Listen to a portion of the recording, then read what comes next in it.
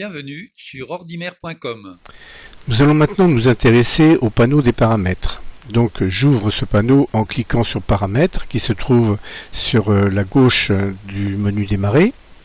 Il se scinde en deux niveaux. À la gauche du premier niveau, il y a la possibilité d'interférer sur les fonctionnalités du système. Et dans la marge de gauche, vous voyez, il y a un certain nombre de rubriques, donc dont la première est l'affichage. Alors, cet affichage joue bien sûr sur ce qui apparaît sur l'écran de l'ordinateur. Vous avez la possibilité de modifier la taille du texte. On commence à gauche à 100%, puis on peut aller jusqu'à 200%. Alors c'est idéal pour les gens qui n'ont pas une très bonne vue. Par contre, évidemment, si vous agrandissez le texte à 200%, vous n'aurez plus que la moitié de votre écran sur lequel apparaîtra le texte. Vous avez également la possibilité de modifier l'orientation de ce qui figure sur votre écran, en paysage, en portrait ou en renversé. Alors, renversé, ça veut dire que votre écran est totalement à l'envers. Au niveau des paramétrages d'affichage avancés, vous avez la possibilité de modifier la résolution de votre écran.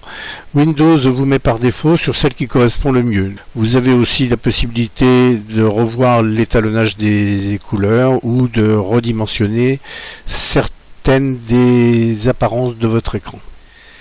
Sur le titre suivant, notifications et actions, vous avez la possibilité d'activer ou de désactiver les notifications qui vous sont adressées par les applications que vous utilisez. À utiliser avec précaution et laisser en général, si vous ne savez pas trop comment régler ces fonctionnalités, vous laissez par défaut ce que Windows vous propose. Comme ça, vous n'aurez pas de mauvaises surprises.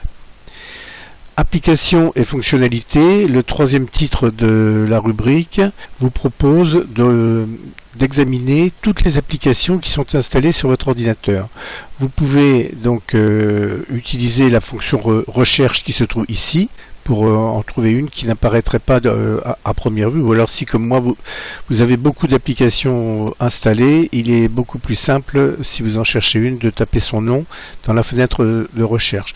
Vous avez également la possibilité d'avoir un tri par nom, par taille ou par date d'installation. Et puis, autre fonctionnalité intéressante, vous avez la possibilité de choisir le disque sur lequel vous désirez faire une recherche. Les possibilités offertes par ce panneau, comme vous pouvez le voir, vous permettent de désinstaller rapidement une application pour laquelle vous n'auriez plus d'intérêt particulier. Alors, comme je vous le disais lorsque nous avons vu le menu démarrer, vous avez la possibilité, en faisant un clic droit sur une tuile par exemple, de la désinstaller. Si vous cliquez par exemple sur désinstaller à ce niveau, le Windows vous enverra sur ce panneau. Donc c'est à partir de ce panneau que vous pourrez désinstaller une application. La rubrique d'après était la rubrique qu'on appelle multitâche. Vous pouvez organiser automatiquement les fenêtres, le déplacement vers les coins ou les bords de l'écran. Donc là, dans l'exemple qui nous intéresse, tout est activé. D'ailleurs, si vous voulez accéder rapidement à certaines fonctionnalités, activez l'ensemble des boutons, ça ne posera pas tellement de problèmes. Vous avez également la possibilité d'afficher tous les bureaux virtuels que vous utilisez grâce à l'affichage multiple qui se trouve ici en bas dans la barre des tâches. Ça vous permet de voir rapidement toutes les applications qui sont ouvertes et sur lesquelles vous pouvez travailler. La rubrique d'après, c'est le mode tablette. Alors sur mon ordinateur, il est désactivé parce que c'est un ordinateur qui est un PC de bureau, donc qui n'est pas tactile, c'est une tour, mais ça peut être très utile par exemple pour un notebook.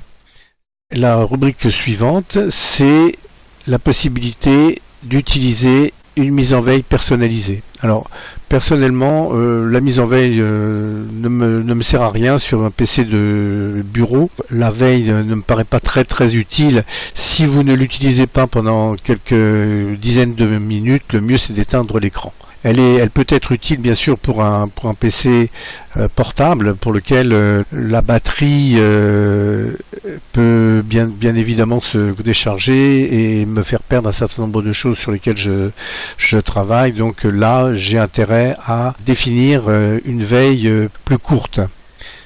La rubrique d'après vous permet de vérifier d'un seul coup d'œil tout le stockage qui est disponible sur votre ordinateur. Vous voyez, c'est quand même très utile, et à chaque fois vous pouvez avoir le détail de tout ce qui est installé sur un disque précis. Les applications, les jeux, l'espace réservé pour le système, etc., etc. Alors, c'est relativement long en fonction, bien évidemment, de l'utilisation du disque sur lequel vous voulez travailler, mais ça peut être bien évidemment utile, par exemple, pour savoir ce qui est installé sur une clé. Voilà, par exemple, sur la clé qui me sert à mettre les démonstrations pour Ordimer, je vois du premier coup ce qui est utilisé sur ma clé, pour savoir ce qui est éventuellement supprimable, si j'ose dire, sur la clé. La rubrique suivante me permet d'utiliser des cartes hors connexion. Alors, comme je travaille actuellement sur un PC de bureau, on va passer assez rapidement sur cette rubrique qui peut être utile bien sûr sur un portable ou sur une tablette, et ce que vous voulez utiliser comme GPS par exemple. Donc là, vous avez la possibilité de télécharger des cartes France-Europe par exemple, de les mettre à jour et de modifier l'emplacement de stockage sur lequel vous voulez les mettre. Attention cependant à la connexion limitée, parce que si vous téléchargez ça n'importe où, si j'ose dire, sur n'importe quel point Wi-Fi, ça peut occasionner des frais supplémentaires. Mais encore une fois, cette rubrique n'est pas très intéressante pour un PC de bureau. Par contre, celle d'après, les applications par défaut, alors là je vais m'y arrêter un instant, parce que ça vous permet à ce niveau de modifier toutes les applications que Microsoft vous impose avec Windows 10. Comme par exemple Edge pour les navigateurs. J'ai choisi de regarder mes vidéos avec VLC parce que c'est un petit utilitaire qui est très fonctionnel et qui accepte à peu près toutes les extensions. Par contre, Microsoft, lui, vous propose une application qui s'appelle Film et TV, et qui selon moi est un peu lourde. Donc je préfère utiliser VLC. C'est donc à ce niveau que vous pouvez modifier toutes les applications par défaut imposées par Windows. Si je clique sur messagerie, je vais avoir toutes les messageries installées sur mon ordinateur et qui me permettront de regarder mon courrier. L'application imposée par Windows 10, c'est l'application courrier. Bon, moi, j'ai préféré Incredimail. Chacun prend bien évidemment l'application qui lui paraît le mieux convenir à son utilisation. Alors, toute cette partie d'application est paramétrable. N'hésitez pas à l'utiliser afin de pouvoir prendre les applications auxquelles vous avez l'habitude. Enfin, la dernière rubrique, c'est toutes les informations de votre système. Alors attention, parce que l'identification de produit qui figure ici n'est absolument pas la clé produit de votre Windows. Pour pouvoir la connaître, il vous faut un petit utilitaire particulier, hein.